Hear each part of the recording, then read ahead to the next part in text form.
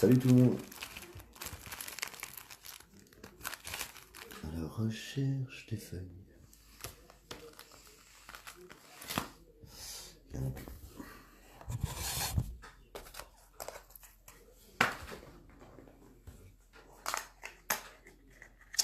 Salut tout le monde. Salut tout le monde. Oh, bah tiens, étonnant, pour une fois, j'ai des commentaires qui arrivent direct. Salut Lydia. Bien le bonsoir tout le monde.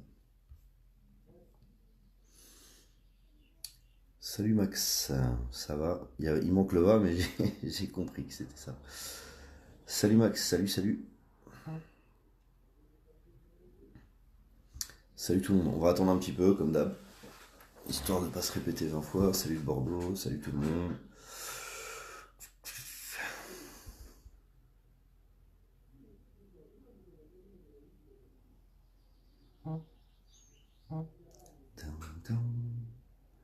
Eh ben dis donc, il y a du monde de motivé en ce dimanche ensoleillé.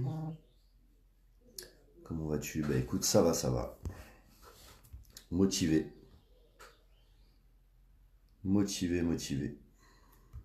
Des bonnes nouvelles? Oh, des nouvelles, on va discuter un peu de tout. Il y en a un qui ça a l'air d'énerver que je fasse un live. Je rappelle qu'il n'y a rien qui oblige à être sur le live. Donc pour ceux qui sont énervés, si vous voulez calmer vos nerfs, il suffit de se déconnecter. C'est assez rapide, ça marche bien. Marre des rediffs. Salut tout le monde, hein. On est presque à 1000 déjà, ça va vite. Ça va vite. Motivé ou démotivé? Oula, pour me démotiver, il en faut. Et là, je suis loin d'être démotivé. Par contre, sur l'échelle de 0 à 100 de la forme, je dois pas être à 100% là. Mais c'est pas grave, il y a du café, ça va bien se passer. Alors, le mouvement descend, donc il aurait pas autre à faire pour changer les choses. Mignon, on attend tes solutions. Hier, top le recadrage de CNews. Justement, on va en parler de ça. On dit que j'en ai d'un mouvement ensuite, mais le jour où la monnaie se cassera la gueule, etc.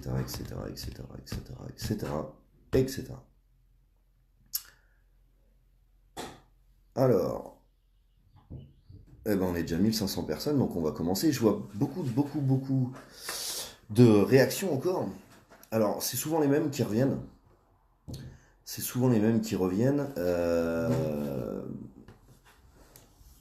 Essaye le maté. Je connais pas le maté. Enfin bref. Aujourd'hui, on va parler de plusieurs choses. Alors, on va parler forcément de la manifestation du 1er mai, on va parler de ce qui s'est passé à Londres jeudi, on va parler aussi de la manif de samedi, et on va parler de 2-3 choses par rapport à ce que je vois le plus souvent en commentaire, et puis on va rappeler une petite chose ou deux. Donc, la manif du 1er mai, il y en a qui ont été démotivés suite à cette manif, et d'autres remotivés à bloc. Je m'explique. Il y a des gens pour qui ils s'attendaient à voir une révolution dans les rues. Alors, on essaie de faire comprendre depuis quelques semaines, peut-être même quelques mois, que la violence n'amènera à rien. Et que la phrase que je dis souvent, c'est pas, on va pas combattre un boxeur professionnel avec des gants de boxe. On combat pas un professionnel de la boxe avec des gants de boxe. Mercredi, dans la rue, il y avait des gens qui n'étaient pas gilets jaunes. C'est-à-dire que vous avez sûrement tous remarqué que mercredi, il y avait des syndicats, il y avait des associations, il y avait un peu de tout, il y avait beaucoup de choses. Et il y avait surtout des êtres humains dans la rue qui en avaient marre de tout ce qui se passe et qui ont voulu montrer qu'ils en avaient marre. Moi, ce que j'ai vu, et je trouve important de le relever, parce que personne n'en a parlé, ou très peu. Il y en a qui l'ont vu, il y en a qui l'ont dit, mais malheureusement, ils n'ont peut-être pas la portée qu'un groupe de 175 000 personnes peut avoir, donc ils en ont pas... Soit ils en ont parlé, soit ça n'a pas été très relayé, mais moi ce que j'ai vu, c'est des gens qui à la fin de la journée ont vu cette répression d'État, et se sont dit, j'avais l'impression que les gilets jaunes étaient des cinglés qui voulaient tout péter, et finalement, on a vu des forces de l'ordre aux ordres qui se sont acharnés sur des manifestants, la plupart pacifiques, majoritairement pacifiques, des gens qui n'étaient pas gilets jaunes et qui à la fin de la journée se sont dit bah ça y est, c'est bon, j'ai compris. Donc on a vu une liste par exemple là, de 1400 personnes du milieu du spectacle qui soutiennent ce qui se passe dans le mouvement maintenant. Beaucoup sont mécontents de ça en disant ouais ils auraient pu le faire avant, etc. Ouais, on aurait aussi pu faire le mouvement des gilets jaunes il y a 40 ans. On aurait pu tout faire il y a 40 ans, on aurait pu ne pas laisser ce gouvernement petit à petit, enfin ces gouvernements successifs petit à petit nous mettre des carottes et faire en sorte qu'aujourd'hui on soit bien dans la merde. On aurait pu, on aurait pu, on aurait pu, on aurait pu, on aurait pu, on aurait pu, on aurait pu. Sauf qu'avec des si on fait le monde et qu'aujourd'hui il faut bien faire quelque chose. Alors, on fait quelque chose, c'est-à-dire qu'on est mobilisé le samedi majoritairement la semaine, mais aussi tous les jours de la semaine, puisque même si les médias n'en parlent pas, il y a énormément de choses qui se font la semaine. Et ce que j'entends par rapport à ça, c'est quoi? Ça n'avance pas vite, il se passe rien, je suis démotivé, et ceci, et ceci, et cela. Bon, eh ben, moi, ce que je constate encore une fois, c'est quoi? C'est que Rome s'est pas faite en un jour, et que tout ce qui se passe depuis 40 ans, on va pas l'effacer en un claquement de doigts, on va dans la rue, on dit on n'est pas content, et paf, c'est la fontaine de jouvence, tout le monde a de l'argent en abondance, plus personne ne meurt, on a la vie éternelle, et tout est magnifique. Non, la vie c'est pas ça, et vous le savez très bien. Vous savez très bien que ça allait être compliqué, et vous savez très bien que ça allait prendre du temps. Alors, quand je suis rentré dans ce mouvement, et là je vais parler 2 secondes de ce qui se passe, de ce que je vois moi, après je regarderai ce que vous voyez vous, parce que c'est plus important ce que voit tout le monde, et puis quand je vais dire ce que j'ai à dire, vous direz peut-être que j'ai tort. Quand j'ai commencé ce mouvement, c'est à cause ou grâce à la personne qui est en face de moi, qui se trouve être ma femme. Enfin, je dis ma femme depuis le départ, mais c'est pareil. Je suis pas marié.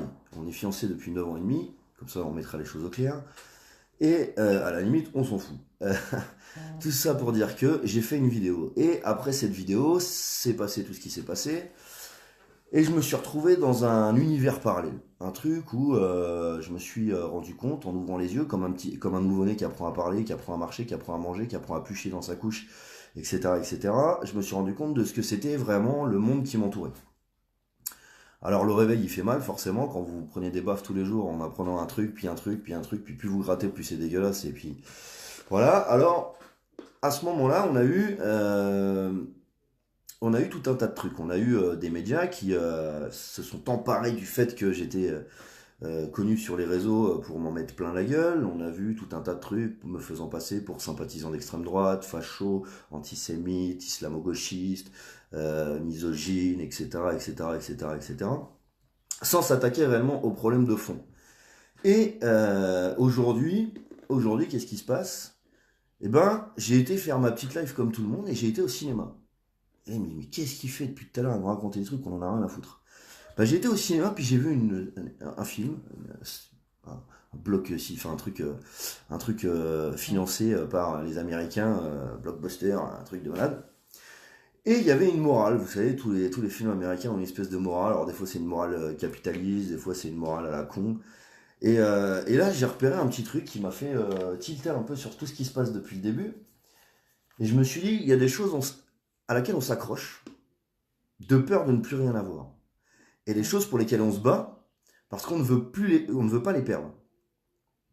Et une fois qu'on les a perdus, on se rend compte que c'était important pour nous.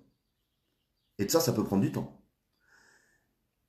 Et aujourd'hui, quand on se rend compte de ce qui nous arrive au quotidien, etc., tout autour de nous, on a décidé collectivement de sortir dans les rues. La méthode est peut-être pas parfaite. Les solutions ne sont pas gratos et ne tombent pas du ciel.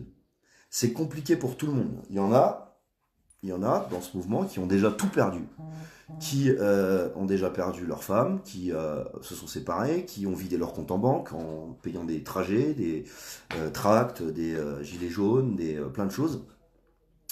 Et il y en a qui ont perdu espoir en se disant c'est long, c'est dur, et on n'y arrivera pas. Le seul échec, la seule chose qui peut nous faire échouer, c'est l'abandon. Pourquoi? Parce que si on abandonne, tout ce qu'on aura fait, toutes les personnes qui ont perdu quelque chose, un œil, de l'argent, du temps, une personne qu'ils aiment, quelqu'un qui s'est fait écraser par une voiture, etc., l'auront fait pour rien. Ensuite, j'ai des phrases. On est trop dispersé. On n'a pas les bonnes méthodes.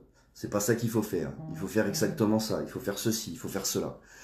Il y a toujours des gens qui critiquent, qui critiquent, qui critiquent, qui critiquent et qui ne savent faire que ça. Et aujourd'hui, j'ai décidé en rentrant chez moi, de ne plus perdre de temps avec les gens qui critiquent dans le vent.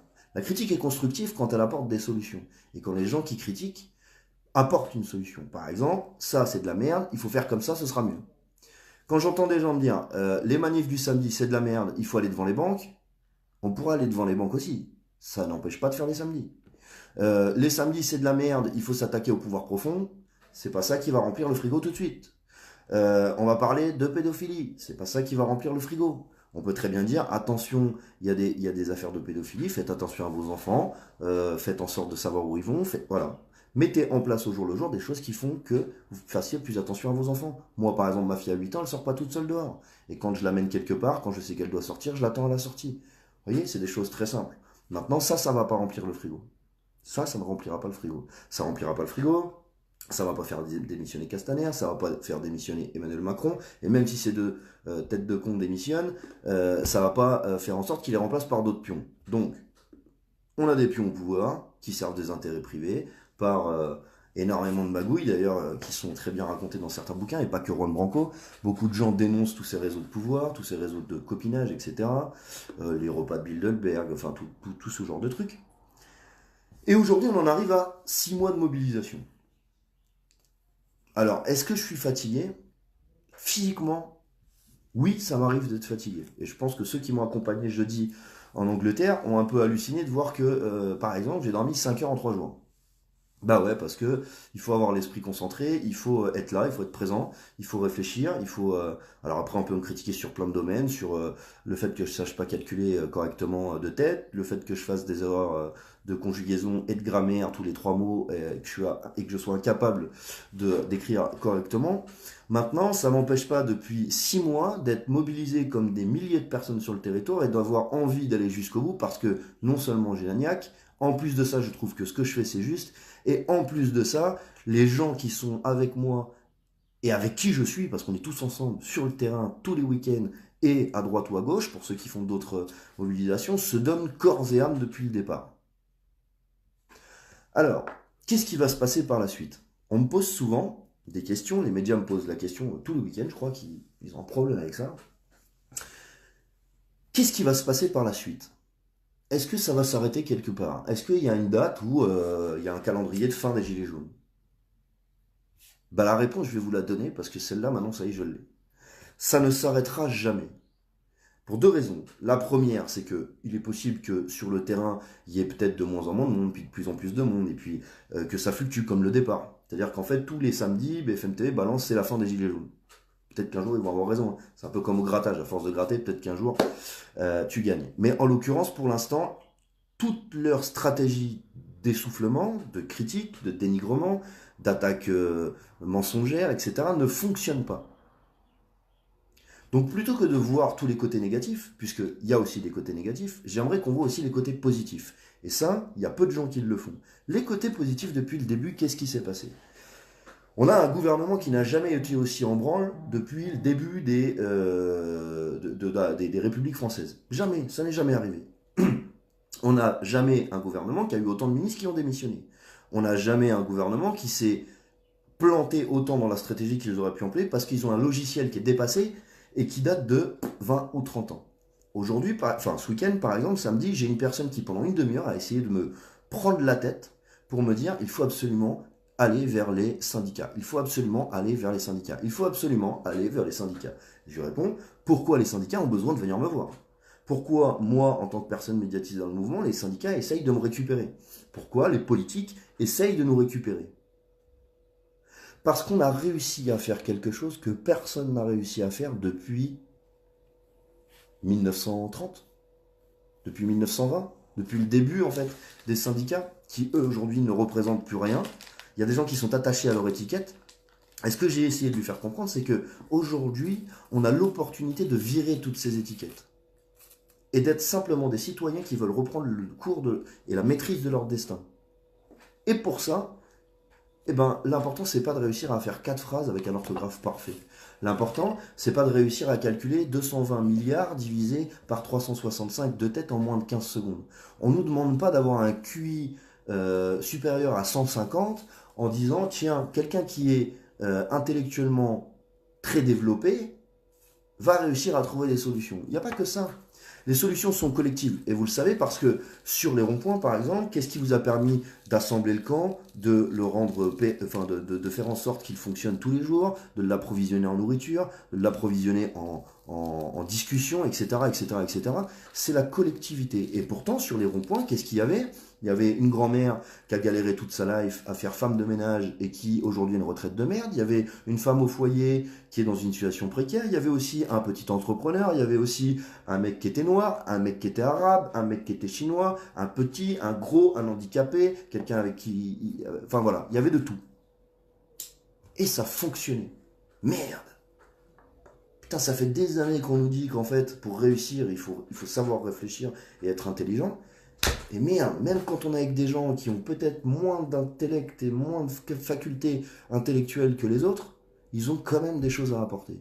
En l'occurrence, moi je me classerais peut-être dans les facultés intellectuelles et les capacités, on va dire, techniques, moyennes, voire moyennes basses. Mais je m'en fous. Pourquoi? Parce que j'en ai appris en 6 mois comme j'en ai jamais appris dans ma vie. Donc, il nous pose la question, est-ce que samedi prochain vous serez là? Mais en fait, c'est même pas une question d'est-ce qu'on sera là samedi prochain. Et la convergence, c'est un espèce d'artifice pour nous faire croire que on a besoin de ça pour y arriver. Bah, je vais être très clair là-dessus. Depuis 40 ans, on a fait confiance aux politiques et aux syndicats. Depuis même plus de 40 ans en fait. Et ça n'a jamais fonctionné. On s'est toujours fait avoir, on a toujours perdu de l'argent, on a toujours perdu des acquis sociaux, petit à petit, on en a gagné un peu, on en a reperdu. Finalement, aujourd'hui, on se retrouve dans une situation où nos acquis sociaux disparaissent comme neige au soleil, et on voudrait nous faire croire, en faisant du matraquage psychologique, en faisant du matraquage médiatique, que nous avons besoin d'eux. Nous n'avons plus besoin de partis politiques, de politiciens professionnels et de syndicats. Pour 2 raisons très simples. Pour 2 raisons très simples. Les syndicats ont prouvé depuis des années qu'ils avaient tué toutes les luttes sociales et qu'ils avaient fait en sorte que le peuple s'endorme. Et les politiques essayent toujours de compliquer les situations avec des belles phrases, des beaux discours, des choses bien structurées. Et finalement, derrière, on t'endort et on te dit que t'es dans la merde, mais c'est normal. T'es dans la merde, mais c'est normal. J'ai eu l'occasion de discuter ce week-end avec quelqu'un qui était un peu alcoolisé, c'est pour ça que c'était un peu chiant, mais j'ai quand même écouté, et qui critiquait énormément le mouvement des Gilets jaunes. En disant que on était tous des complotistes, anarchistes, qu'on voulait tout cramer, qu'on voulait tout péter, etc. Et en fait, dans son discours, et c'est pas le seul, hein, il y a énormément de gens derrière qui essayent de récupérer le mouvement et qui essayent de le discréditer, et en fait, dans leur discours, il n'y a rien de concret. Rien du tout de concret. Et je prends l'exemple très simple. Maxime Nicole conduit une BMW. Oh, fin du monde. Déchaînement de violence et de haine sur les réseaux sociaux, de foulards rouges, de macronistes, etc. en disant « Vous avez vu, un mec qui est à la SS roule dans une BMW qu'on lui a prêtée, c'est une honte. » Très bien. Dans ces cas-là, faites aussi la même chose du côté de vos représentants politiques et dites-vous « Merde, combien de milliards ils nous en fument ? Combien d'heures de travail ils ont supprimé avec des réformes à la con à des gens qui avaient travaillé et qui, au final, en allant à la NPE, on leur dit oui, mais vous savez, par rapport aux nouvelles normes, c'est plus possible. Combien de gens se sont retrouvés dans la merde à cause de nos politiciens, à cause de nos réformes qu'on n'a jamais demandées, à cause des lois qui ont été votées par des gens qu'on ne connaît même pas, avec des gens qui ont voté des choses qui vont transformer la vie de millions de personnes, alors que ces lois-là passent quand il y a un match de foot avec 3 pauvres pélos dans un assemblée nationale et que tout le monde est en vacances, en train de se dire, tiens, regardez là, par exemple, jeudi, on a été en Angleterre, monsieur Luc Ferry était en train de faire ses courses chez Harrods, dans un magasin de luxe anglais. Monsieur demande à tirer à balles réelles sur des citoyens qui galèrent et qui revendiquent des choses dignes, et monsieur fait des courses dans un truc où le moindre parfum vaut 200 balles. Et ces gens-là vous disent que vous ne représentez rien, que vous êtes de la merde, et que vous êtes, par exemple, comme Monsieur Pascal Pro a pu le dire, la peste, ou je ne sais plus quel mot exact, puisque finalement c'était une maladie qu'il fallait éradiquer. Eh ben, je suis peut-être content d'être une maladie, parce que des fois, il y a des maladies qui sont bonnes pour le corps, comme il y a des bonnes bactéries. Bah, alors dans ces cas-là, bah, je revendique d'être une bactérie, une bonne bactérie. La bactérie qui va faire chier le système, entre autres. Et avec des milliers de bactéries qui sont dans la rue tous les jours. Ensuite, on m'a reproché beaucoup de choses. On m'a reproché de vous parler, d'essayer de vous retourner le cerveau, etc. Je vous rappelle une chose. Vous êtes une chose et une personne. Enfin, vous êtes une personne, vous êtes des personnes qui n'avaient besoin de strictement personne pour vous développer et réfléchir par vous-même. Aujourd'hui, il y a énormément de gens avec qui vous pouvez discuter sur les ronds-points et sur les lieux de manif, et je suis persuadé que pour tous ceux qui participent depuis le premier acte, vous en avez appris aussi autant que moi, voire peut-être même plus, parce qu'il y a des gens qui structurent, et moi je ne structure pas.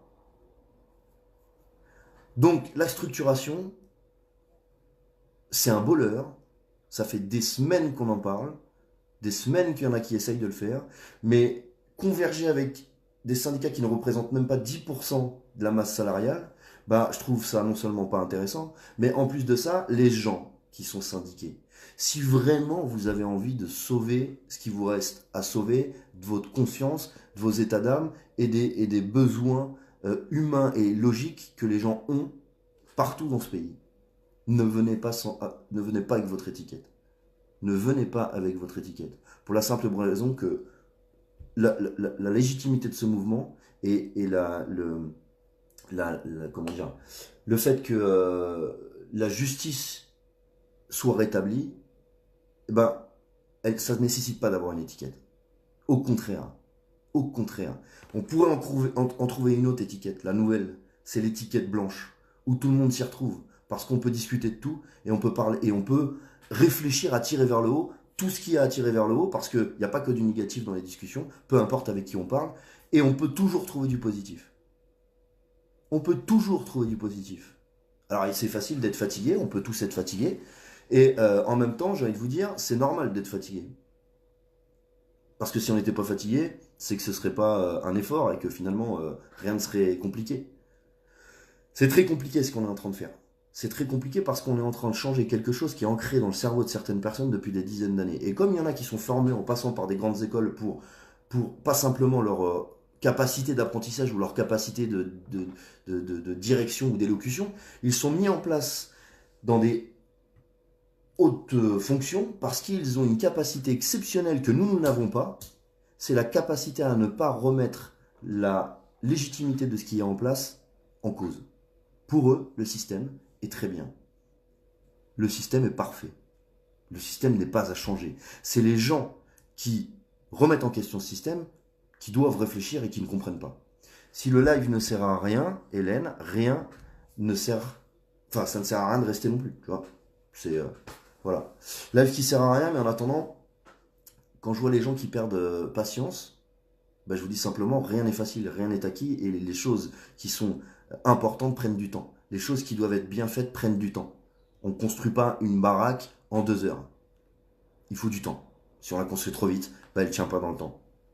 Bah, c'est pareil. Tout ce qu'on est en train de faire, ça prend du temps. Et ça ne s'arrêtera pas. Parce qu'à partir du moment où maintenant on a compris ce qu'on ne voulait plus, et ben en fait, ce sera une bataille de tous les jours, pendant les 10, 20, 30, 40, 50, 60 années qui viennent, à faire comprendre à nos gosses qu'il faut se battre. Quand il y a quelque chose qui paraît anormal, et qui paraît illogique, et qui paraît injuste, il faut se battre pour changer ces choses-là. Donc à partir de maintenant, je perdrai plus de temps pour les critiques inutiles. Je supprimerai les commentaires qui sont juste en train de dire c'est de la merde. Bah je supprime, c'est pas utile.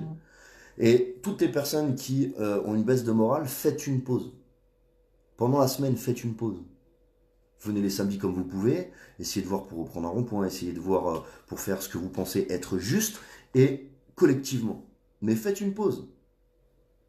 Faites une pause. Moi, la pause, je la fais comme je peux. Pas tout le temps, pas tous les jours, mais j'essaye de faire comme je peux. Mais j'arrêterai jamais. J'arrêterai jamais parce que c'est trop juste ce qu'on fait.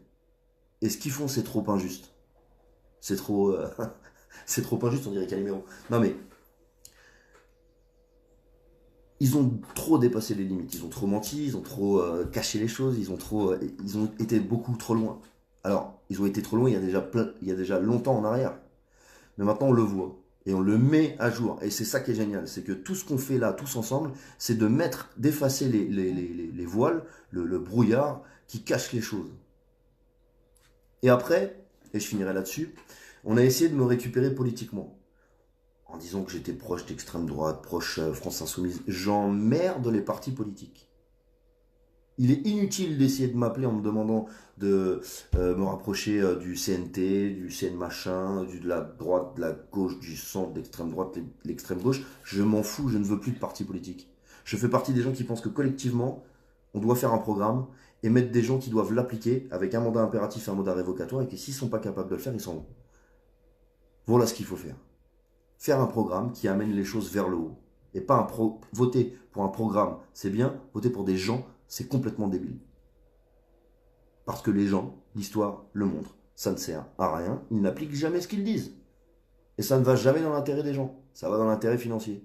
Donc c'est bon, on a compris. Voilà. Deuxième chose, les syndicats, c'est pareil, la récupération c'est même pas la peine, j'ai jamais été syndiqué, c'est pas demain que ça va commencer, et c'est pas la peine de me péter les noix pendant 3 quarts d'heure, 1 heure pendant les manifs à essayer de me faire changer d'avis, je suis psychorigide là-dessus, les syndicats c'est 100. Les syndiqués, venez sans vos étiquettes, vous êtes les bienvenus. Ce mouvement est né à syndiqué, à politique, celui qui essaye de faire croire que je suis gilet jaune syndiqué et c'est vous qui comprenez pas, vous êtes en train de pourrir le mouvement à essayer de vouloir imposer quelque chose alors que la majorité des gens ne le veulent pas. Et quand je dis la majorité des gens dans les gilets jaunes ne le veulent pas, c'est pas moi qui l'invente. Quand vous allez dans les manifs, en l'occurrence, manif de la Convergence le 27, ça a été très parlant. Ça a fait 4,5 km de marche, les syndicats se sont barrés et la majorité des gens étaient sur le cortège qui ne voulaient pas de la Convergence. Et ça a été le cas dans plein de villes. Mais c'est pas grave, ça aussi c'est pareil, toutes les tentatives de récupération s'éteignent petit à petit parce que notre motivation et notre détermination est plus importante que votre capacité à retourner le cerveau des gens. Pour les politiques c'est pareil, et ensuite pour les cagnottes, etc. Je ne ferai jamais de cagnotte. Je ne veux pas faire de cagnotte, c'est pas la peine de me demander d'en faire, c'est pas la peine de me demander oui mais comment tu fais, je me démerde. Je me démerde et je remercie toutes les personnes qui, depuis le début du mouvement, m'ont filé un coup de main, soit en cotisant un petit peu, en me disant tiens, on voudrait que tu viennes à Toulouse par exemple. Eh ben, le billet de bus est à 28 balles, eh ben, on s'arrange, et puis quand tu viens, on s'arrange, et voilà. C'est l'échange qui a fait qu'on a pu faire des choses, et que des gens ont pu faire des choses. Et c'est pas grâce à moi qu'ils ont fait des choses, c'est grâce à une entraide collective. Moi, j'ai juste foutu comme tout le monde mon petit grain de sel là-dedans pour que pour que la mayonnaise elle monte. Quand je dis que la mayonnaise elle monte, c'est pas un truc pour foutre la merde. C'est simplement pour que les choses avancent. Je vais avoir un petit mot aussi pour toutes les personnes qui sont des commerçants, par exemple, qui sont contre ce mouvement. J'entends beaucoup les commerçants se plaindre de dire tous les samedis on peut pas avoir notre chiffre d'affaires correct, on peut pas faire tourner notre boîte correctement. Du 1er janvier jusqu'au 31 décembre de toutes les années, depuis des dizaines d'années, tous les patrons de petites et moyennes entreprises, vous vous plaignez de ce système qui vous met des carottes jusqu'à la glotte.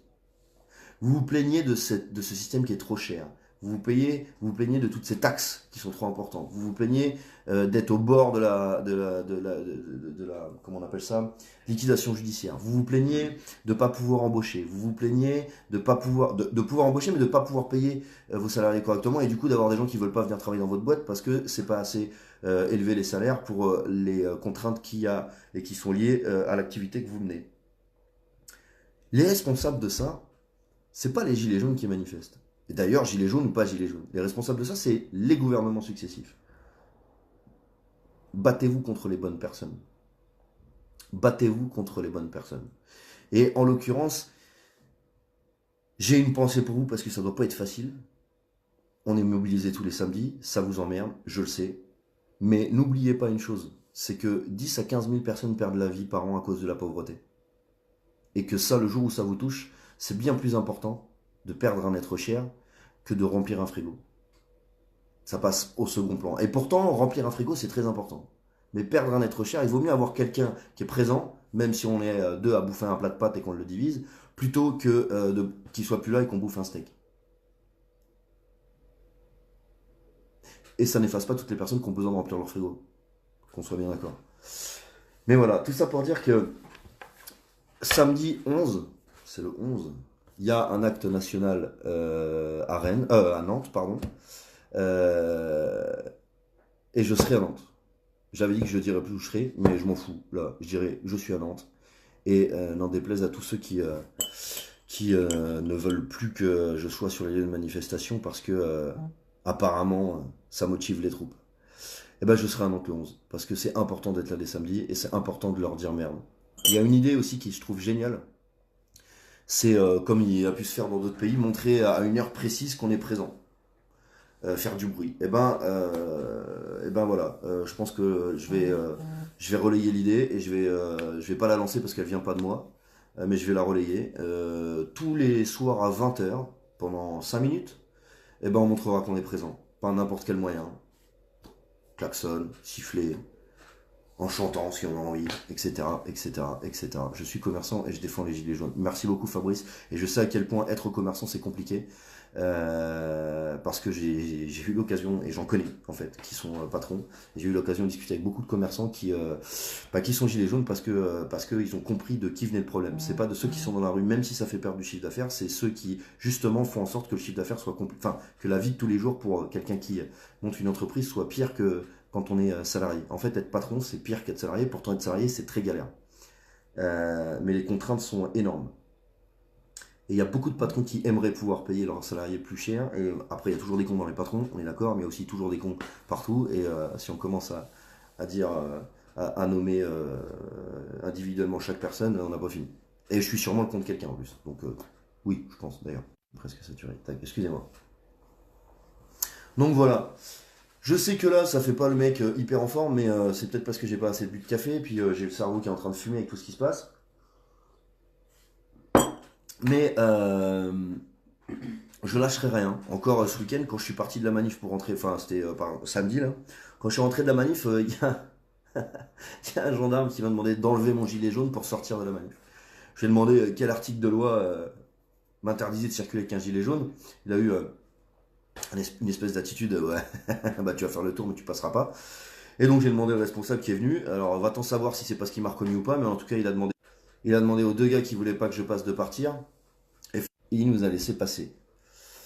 Voilà, donc bref, je vais pas continuer le live pendant 3 plombes. Je sais qu'il y a des manifs qui sont prévus le 8 mai. Je vois mercredi à manif. Je sais qu'il y a des rassemblements. C'est hyper chiant, je sais, j'ai des coupures et je sais pas pourquoi, ça me saoule. On va faire ça. Donc on va essayer de traiter les infos. Je vais m'y mettre dès ce soir avec mes modérateurs et avec la liste de. Est-ce que la liste qu'on fait d'habitude, elle a été préparée de manif? Ok, d'accord. Bon, on va essayer de voir ça. On va essayer de voir ça. Et voilà, samedi je serai sur Nantes. Donc, trop de patience, toujours rabâcher à certains les mêmes choses. C'est pas grave. Vous savez,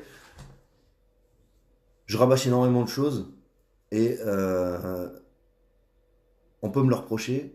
Et c'est vrai que c'est fatigant de toujours se répéter. Mais par contre, il y a une chose qui est sûre, c'est que même si je dois y perdre ma langue à force de tout répéter, eh ben, je la répéterai jusqu'à ce que je puisse plus. Et je lâcherai pas jusqu'à ce que je puisse plus du tout. Voilà. Donc peut-être qu'à un moment mon corps va me dire stop. Et là, bah, c'est pas grave, je serai devant l'ordi, puis je continuerai à transférer les infos. Je suis vraiment désolé, mon téléphone, je sais pas ce qu'il a, mais il arrête pas de faire des pauses. Enfin bref, je vous remercie pour tout ce que vous faites depuis 6 mois. Je vous remercie pour toutes les personnes qui sont mobilisées, pour toutes les personnes qui nous aident au jour le jour à transférer les infos. Et franchement, s'il y a bien une chose dont je suis fier depuis que je suis gosse, c'est de participer à tout ça, parce que j'en ai strictement rien à foutre que ce mouvement rentre dans l'histoire ou pas. Ce que je veux, c'est que l'histoire, elle change. Et peu importe ce que ça peut me coûter, je veux faire changer l'histoire avec tout le monde. Je veux y participer.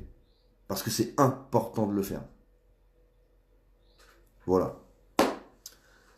Tous les messages que je vois, TF1 a dit que, LCI a dit que, CNews a dit que, je crois que vous avez compris ce que font les médias. Donc les infos des médias, c'est pas la peine de les donner. On sait très bien que 90% de ce qu'ils disent c'est de la grosse merde, que les fake news finalement on sait pas d'où elles viennent à part peut-être chez eux, hein. Enfin voilà. Je vous souhaite une bonne journée. Prends le Major en live. Non, je ne prendrai pas le Major en live. En l'occurrence, tous les sauveurs interplanétaires, comme par exemple Monsieur Argilier, puisqu'on m'a demandé ce que j'en pensais, je me suis fait bien niquer au départ à penser que ça aurait pu apporter quelque chose. Maintenant, il fait ce qu'il a à faire de son côté. Moi, j'y crois absolument pas. Et c'est mon droit. Alors, le major, le trompettiste, le chercheur en je ne sais pas quoi, laissez-les de côté, allez les voir si vous voulez, mais surtout, foutez-moi la paix avec ça. D'accord? Le jour où j'aurai besoin d'avoir un orchestre pour jouer de la trompette, j'appellerai le major qui m'expliquera comment on fait pour souffler dans un tromblon. Voilà, puisqu'il est expert en musique, il m'expliquera comment on fait. Pour le reste, ça m'intéresse pas. Je vous souhaite une bonne journée. Et je vous dis à samedi, peut-être à Nantes pour ceux qui y seront, peut-être ailleurs pour ceux qui seront ailleurs. On a vu tout ce qui s'est passé dans les autres villes. J'ai vu des lives, Toulouse, etc., où ça s'est pas très bien passé, voire très mal pour certains. J'ai une grosse pensée pour ceux qui sont mobilisés et qui font le téléphone est exceptionnel ce soir. Une grosse pensée à tous ceux qui sont blessés parce qu'ils manifestent un droit, parce qu'ils manifestent et que c'est leur droit, pardon, et qui finissent à l'hosto. Une grosse pensée à vous. C'est grâce à des gens comme ça qu'on sait qu'on doit continuer parce que bah, ça peut arriver à tout le monde et ça peut m'arriver et c'est pas normal que ça arrive. Donc il faut qu'on fasse changer tout ça et on y arrivera de toute façon quoi qu'il arrive. Allez, je vous souhaite une bonne fin de journée et je vous dis à plus tard dans la semaine. Arrête de regarder au ciel. Je regarde pas au ciel, en fait, je regarde au-dessus du téléphone parce qu'en fait, ma femme est au-dessus du téléphone. Allez, je vous souhaite une bonne journée et je vous dis à plus tard. Bon courage, gardez le moral. Quand ça va pas, faites une petite pause, regardez un peu le bon côté des choses et il faut être positif, il faut rester positif. Allez, bonne journée à vous. Ciao, ciao.